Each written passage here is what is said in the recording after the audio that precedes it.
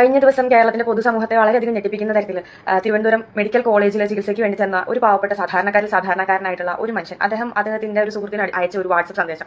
അതായത് എനിക്ക് ഇവിടെ കൃത്യമായിട്ട് ചികിത്സ ലഭിക്കുന്നില്ല, ഇവിടുത്തെ രോഗികളോട് ഇവിടുത്തെ യൂണിഫോം ഇട്ടിട്ടുള്ള ഉദ്യോഗസ്ഥർ അത്രമേൽ വളരെ മോശമായിട്ടാണ് ബിഹേവ് ചെയ്യുന്നത്, ഞങ്ങളുടെ ആവശ്യങ്ങൾക്കൊന്നും അവർ റിപ്ലൈ പോലും തരുന്നില്ല എന്നുള്ള രീതിയിൽ അദ്ദേഹത്തിന്റെ വോയിസ് മെസ്സേജ്. അതിനുശേഷം കുറച്ച് മണിക്കൂറുകൾക്ക് ശേഷം അദ്ദേഹം അവിടെ ചികിത്സ കിട്ടാതെ മരിക്കുന്ന ഒരു അവസ്ഥയുണ്ടായി. ആ ഒരു വോയിസ് മെസ്സേജ് കേരളത്തിന്റെ പൊതുസമൂഹത്തെ ഒരുപാട് അധികം വേദനിപ്പിച്ച ഒരു വിഷയമായിരുന്നു. ആ വിഷയം ഇവിടെ നടക്കുന്ന സമയത്ത് കേരളത്തിലെ പത്രമാധ്യമങ്ങളും ഇടതുപക്ഷവും ഏറ്റവും അധികം ചർച്ച ചെയ്ത വിഷയം എന്ന് പറയുന്നത് വന്ദേ ഭാരതിന് ഗണഗീതം പാടിയ വിഷയമായിരുന്നു. കേരളം ഇന്ന് വളരെ നിർണായകമായ ഒരു ഇലക്ഷനെ നേരിടാൻ പോകുന്ന ഒരു സമയത്ത്, കേരളത്തിലെ പൊതുസമൂഹം ഇത്രയധികം വിഷയങ്ങൾ നേരിടുന്ന ഒരു സമയത്ത്, കേരളത്തിന്റെ ഭരണപക്ഷം ഇത്രയധികം ആരോപണങ്ങൾ നേരിടുന്ന സമയത്ത്, ഇത്രയധികം അഴിമതികൾ കേരളത്തിൽ നടക്കുന്ന സമയത്ത്, കേരളത്തിന്റെ പൊതുസമൂഹത്തെ തെറ്റിദ്ധരിപ്പിക്കാനും ആളുകളുടെ ഉള്ളിൽ ഭിന്നത ഉണ്ടാക്കാനും ഇവിടെ നടക്കുന്ന വിഷയങ്ങളിൽ നിന്നെല്ലാം ആളുകളുടെ മൈൻഡ് ഡൈവേർട്ട് ചെയ്ത് വിടാനും കഴിഞ്ഞ കുറച്ച് ദിവസങ്ങളായിട്ട് കേരളത്തിലെ മാധ്യമങ്ങളും ഇടതുപക്ഷവും ചേർന്ന് നടത്തുന്ന വളരെ തേർഡ് റേറ്റ് ആയിട്ടുള്ള പൊളിറ്റിക്സ് അത് കേരളത്തിലെ ജനങ്ങൾ നിരന്തരമായി കണ്ടുകൊണ്ടിരിക്കുകയാണ്. സാധാരണ ഇങ്ങനെയുള്ള വിഷയങ്ങൾ ഞാൻ പെട്ടെന്ന് പ്രതികരിക്കുന്നതാണ്, പക്ഷേ ഈ ഒരു വിഷയത്തിൽ ഞാൻ പ്രതികരിക്കേണ്ടെന്ന് വിചാരിച്ചിരുന്നതാണ്. പക്ഷേ ഈ വൈകിയ വേളയിലും ഇപ്പോഴും ഈ ഒരു വിഷയത്തെപ്പറ്റി പ്രതികരണം ആവശ്യപ്പെട്ട് ഒരുപാട് പേര് എനിക്ക് ഇൻബോക്സിൽ മെസ്സേജ് അയക്കുന്നതുകൊണ്ടാണ് ഇങ്ങനെ വീഡിയോ ചെയ്യുന്നത്. അതിൽ തന്നെ ഏറ്റവും കൂടുതൽ സ്ട്രൈക്ക് ചെയ്തിട്ടുള്ള ഒരു കാര്യം, ഈ വിഷയമായിട്ട് ബന്ധപ്പെട്ട് കഴിഞ്ഞ ദിവസം മാതൃഭൂമിയിൽ നടന്ന ഒരു ചർച്ചയിൽ SFIയുടെ സംസ്ഥാന പ്രസിഡന്റ് ആയിട്ടുള്ള ഏറ്റവും പ്രിയപ്പെട്ട ശിവപ്രസാദ് നടത്തിയിട്ടുള്ള സ്റ്റേറ്റ്മെന്റുകളാണ്. അദ്ദേഹം ആ ഒരു ചർച്ചയിൽ ആരോപിക്കുന്നത് നമസ്തേ സദാ വത്സലെ മാതൃഭൂമി എന്ന് പറയുന്ന ആ ഒരു സോങ് RSSന്റെ ഗണഗീതമാണ്. അതൊരു പോയിന്റ്.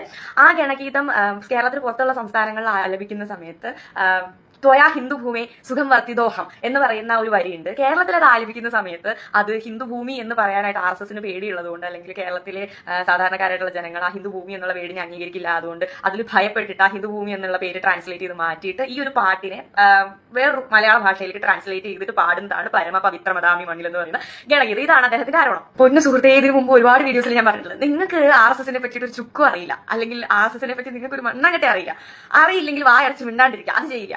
ഇത് അറിയാത്തൊരു വിഷയത്തെ പറ്റി ഇങ്ങനെ വളരെ ബുദ്ധിജീവിയാണെന്നുള്ള രീതിയിൽ ഇരുന്ന് തർക്കിച്ചിട്ട് വെറുതെ നടങ്ങിടുക. ഒന്നാമത്തെ കാര്യം, കേരളത്തിലെ സാധാരണക്കാരായിട്ടുള്ള RSS പ്രവർത്തകർക്ക് നമസ്തേ സദാ വത്സലെ എന്ന് പറയുന്ന ആ ഒരു പ്രാർത്ഥന പാടുന്നതിൽ ഒരു മടിയില്ല. രണ്ടാമത്തെ കാര്യം, അത് പ്രാർത്ഥനയാണ്, ഒരിക്കലും ഗണഗീതമല്ല. പിന്നെ പരമപവിത്രമദാമി മണ്ണിൽ എന്ന് പറയുന്നത് മലയാളത്തിൽ ചൊല്ലുന്ന ഒരു ഗണഗീതം മാത്രമാണ്, അതൊരിക്കലും RSSന്റെ പ്രാർത്ഥനയല്ല. Both of them are entirely different. അത് രണ്ട് ഭയങ്കര ഡിഫറെന്റ് ആണ്. ഒന്ന് പ്രാർത്ഥനയും മറ്റേത് ഗണഗീതമാണ്. ഈ ഒരു കേസ് പലതവണ അവിടെ ഇരിക്കുന്ന അവതാരിക ഇദ്ദേഹത്തിന് എക്സ്പ്ലെയിൻ ചെയ്ത് കൊടുത്തിട്ട് ഇദ്ദേഹത്തിന് അത് മനസ്സിലാവുന്നില്ല, ഇദ്ദേഹം അത് കേൾക്കാൻ പോലും തയ്യാറാവുന്നില്ല. എന്നിട്ട് പിന്നെ ഇതേ സെയിം മണ്ടത്തരം തന്നെ പറഞ്ഞുകൊണ്ടിരിക്കുകയാണ്. നിങ്ങളൊരു കാര്യം ചെയ്യും, കേരളത്തിൽ ഒരുപാട് RSSന്റെ ശാഖകളുണ്ട്. നിങ്ങളുടെ തന്നെ നേതാക്കന്മാർ പറഞ്ഞിട്ടുണ്ട് ഭാരതത്തിൽ ഏറ്റവും അധികം RSSന്റെ ശാഖകൾ പ്രവർത്തിക്കുന്ന സ്ഥലം കേരളമാണെന്നുള്ളത്. അപ്പം നിങ്ങളുടെ ചുറ്റിനും ഒരുപാട് RSS ശാഖകളുണ്ട്. ഏതെങ്കിലും ഒരു ശാഖയിൽ ചെന്നിട്ട് നിങ്ങൾ ഒന്ന് കേൾക്കാൻ ശ്രമിക്കുക RSSന്റെ പ്രാർത്ഥന. അപ്പൊ നിങ്ങൾക്ക് മനസ്സിലാവും ഇങ്ങനെ ഒരു പ്രാർത്ഥനയുണ്ട്. ആ പ്രാർത്ഥന മൊഴി മാറ്റിയിട്ടല്ല, അല്ലെങ്കിൽ തർജ്ജിമ ചെയ്തിട്ടല്ല ഇവിടെ ആരും പ്രാർത്ഥിക്കുന്നത്, അല്ലെങ്കിൽ ഇതെല്ലാ RSSന്റെ ശാഖകളിലും പ്രാർത്ഥിക്കുന്ന പ്രാർത്ഥനയാണ്. അത് പ്രാർത്ഥനയാണ്, ഗണഗീതമല്ല. ഗണഗീതവും പ്രാർത്ഥനയും തമ്മിലുള്ള വ്യത്യാസം ഇതൊക്കെ നിങ്ങൾക്ക് മനസ്സിലാവും. പിന്നെ നിങ്ങൾ ഈ പ്രാർത്ഥനയിൽ പറയുന്ന ഹിന്ദുഭൂമി വിഷയം, കഴിഞ്ഞ ദിവസം ഈ വിഷയമായിട്ട് ബന്ധപ്പെട്ടിട്ട് DYFI നടത്തിയിട്ടുള്ള ഒരു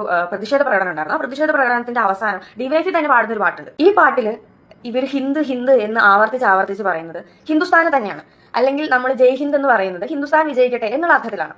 ഇതേ ഹിന്ദ് തന്നെയാണ്, അല്ലെങ്കിൽ ഇതേ ഹിന്ദുസ്ഥാൻ തന്നെയാണ് ഹിന്ദുഭൂമി എന്ന് സംസ്കൃതത്തിൽ RSSന്റെ പ്രാർത്ഥനയിൽ പറയുന്നത്. അത് ഏതെങ്കിലും ഒരു പർട്ടിക്കുലർ റിലീജിയന്റെ ഭൂമി എന്നല്ല അതിന്റെ അർത്ഥം. ഹിന്ദുസ്ഥാൻ എന്ന് ഏതൊക്കെ കാലങ്ങളോളം ഭാരതത്തെ വിശേഷിപ്പിക്കുന്നു, ആ ഹിന്ദുസ്ഥാനിന്റെ അതേ ട്രാൻസ്ലേഷനാണ് ഹിന്ദുഭൂമി എന്ന് പറയുന്നത്.